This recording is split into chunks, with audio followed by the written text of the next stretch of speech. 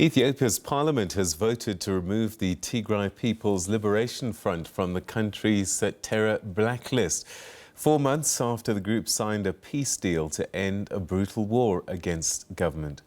The Tigray People's Liberation Front, once the main political force in Ethiopia, was designated a terror organization in 2021 following the outbreak of a brutal civil war. A truce brokered by South Africa was agreed last November. Since then, a government blockade of the Tigray region in the north has been lifted and aid deliveries have now been resumed. Now, space is being made for the TPLF to rejoin the political processes, with its designation as a terrorist group lifted by Parliament in Addis Ababa. The TPLF is in negotiations to take part in an interim government in the Tigray province. For more, we're now joined by Dr. Hafte Gebresilassie, who's the Secretary of the Tigray Association in South Africa. Always good to talk to you. Thanks so much for joining us. Thank you very much, Peter, for having me. So, talk to us a little bit about this development. Addis Ababa lifting the listing of the TPLF on the list of terror organizations. I suppose long overdue for the people of Tigray, but a step in the right direction. Yeah, thank you very much once again. Yeah, basically, it wasn't important to begin with. It wasn't important to designate the TPLF as a terrorist party or a terrorist group, because it was part of or frames of the ruling, the current ruling party for the last 30 years, and it was basically politically motivated and later on upgraded into the ethnically motivated designation. But right now, this lifting the TPLF from this terrorist designation is a positive. It's a positive outcome in my view because of three things. First, it will expedite the peace process because the tension between the conflicting parties will reduce. The tension between the people of Ethiopia and the people of Tigray will reduce. And also, some sort of trust will be built in Tigray and in Addis Ababa. So for this reason, it is very important to lift the designation of terrorism from the blacklist. So that's the first important thing. And second, the condition in Tigray is still horrific because the government is unable to provide, unable to release budget to the regional government due to the designation, because of the terrorist designation. But now it will release also the regional budget and will help the regional and federal employees. So for these reasons, it is positive from my side. What is life like on the ground? I mean, the aid deliveries, we believe, are now coming into the country, and this peace has been holding for some months now. Yeah, actually, comparing before the peace deal and now, the humanitarian situation is better, and humanitarian aid is entering to Tigray. And the federal government has reduced the number of checking points for the humanitarian aid to jump into Tigray. But for me, that is not enough.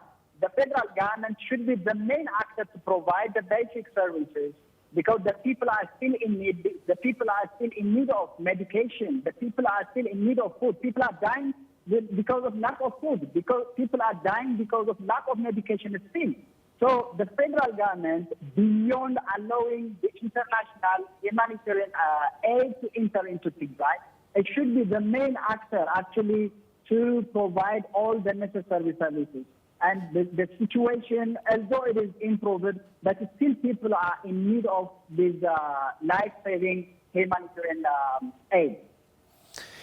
The focus has been on the war and the peace that has followed, and rightly so, because so many people lost their lives. But if we go back to before the war broke out, there were serious political tensions between Mekele and Addis Ababa. And we're now back to a political playing field I just wonder what has changed since before the war on the political front and now going forward. Very nice question, actually. Nothing has been changed. That is the reason why I say that it was politically motivated war. And you see, even now, Mekele, the current president-elect, Getachew Reda, is freely moving to Addis Ababa, and members of the TPLF are also freely moving to Addis Ababa. So it seems like they forgot that there was a war. It seems like they forgot there was a genocide. But we shouldn't forget the issue of accountability still. It seems like people have forgotten about the genocide. But we should say that impunity has no room in Africa, in Tigray, and in the world. And they have to call this genocide by its name, bringing the perpetrators of the war, whether it is from the TPLF or from the federal government or from the Eritrean forces. The perpetrators of war should be brought into the International Criminal Court, because you see, it seems like they forgot everything and that they're shaking their hands, and it seems like they are very happy with the existing situation. But the trauma is permanent still. The trauma is still there. People are traumatized, and it will never heal until justice and accountability is ensured in Tigray. So there's talk about the formation of an interim government. What does that mean? What will this look like? Because the TPLF has, for the longest time, said that they're the legitimate representatives of the people of Tigray. Exactly. Remember when I first gave an interview to SABC, I said that it is not a party or it is not about TPLF. It was a legitimate government which is elected by 2.8 million of Tigrayans. But the TPLF itself has said that it was illegitimate. So it seems like the party has agreed with the Prosperity Party or the Ethiopian government in general, and is still dominating the interim government. You know, they formed 9 individuals to form an interim government. But out of these 9 individuals, 7 of them are directly or indirectly affiliated to the TPLF. And it seems like it is not all inclusive. The people of Tigray is not well represented in the interim government. You see, among the opposition political parties, only Baitona has joined the interim government. We shout out that the interim government should be all inclusive, from the scholars, from civic societies, from religious leaders, from the traditional leaders, from opposition parties and other stakeholders. But it is not all inclusive, and it wasn't transparent. That is the reason why even many opposition parties, including the Tigray Independent Party and Saltai Wayane, didn't join, because the formation of the committee in the first place wasn't transparent. And later on, the process of the interim government is not transparent. So it seems like there is something fishy, and there is lack of transparency in the formation of the interim government. So what will bring about a stable future for Tigray? I mean, one can't see Addis Ababa wanting anything less than the former federal arrangement, and Tigray perhaps has moved quite a bit far away from that position given the war that played out. Yes, the first thing is, in order to create trust between Addis Ababa and Tigray, there must be accountability. Those who just committed a crime, a war crime, crime against humanity, generally those who committed genocide should be accounted for that genocide. That is the first thing, because building trust cannot take place if there is no accountability, if justice is not ensured. So it's still, the tension is there. That the people of Tigray cannot trust the government in Addis Ababa. And also there is a fermented grudge between the two parties. Whatever it was a politically motivated war, I can't say that they still trust each other. Remember, one of the main challenges in the Pretoria Agreement was threatening and trusting each other between the two parties. So in order to build trust between the conflicting party in particular, but between the people of Tigray and the rest of Ethiopia in general, there must be accountability. Accountability, justice, those who committed crime, those who committed genocide should be brought into the International Criminal Court. That is the first thing which will reduce the trauma in the people of Tigray. Because it is 1/6 of the people of Tigray that lost in the war. Remember, the people of Tigray are 6 million, and out of these 6 million, 1 million people of Tigray has been killed, has been died because of this war.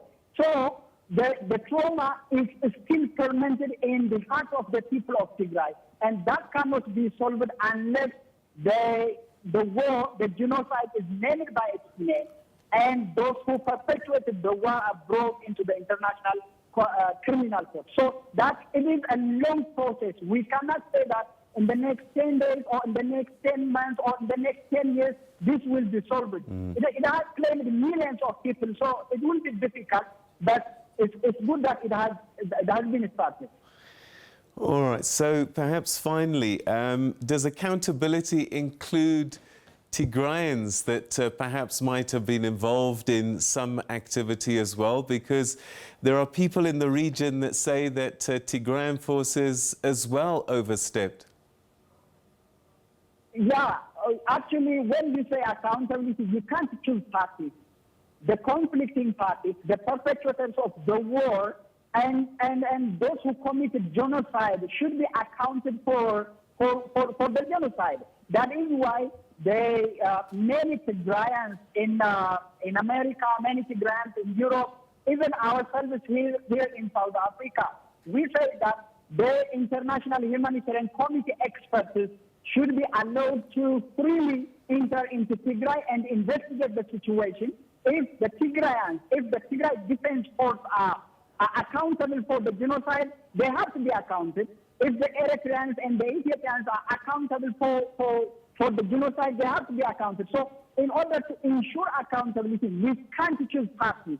The conflicting parties should be accounted for what they have committed. But for this, in order to ensure this, the International Human Rights Committee experts, which were selected and which the government of Ethiopia is now complaining and trying to terminate their agreement, should be allowed and investigate freely. And the result of that investigation will provide us whether the TPLF or the Ethiopian government or the Eritrean forces or the Amhara forces will be accountable for that. You know, this peace process is still happening. The transitional government is still happening while the Western Tigray is in the hands of the Amhara forces, the Amhara militia, and the Amhara special forces, while Southern Tigray is still in the hands of the Amhara forces, while the Eritrean forces are still controlling Shiraro and some part of the northwestern Tigray. So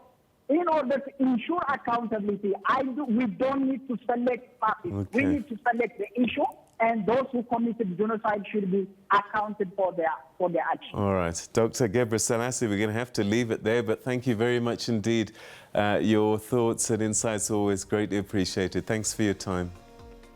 Thank you very much for having me once again. Thank you. All right, that's Dr. Hafte Gebresilassie, Secretary of the Tigray Association in South Africa. Very complex situation there, but a story that we'll continue monitoring for you.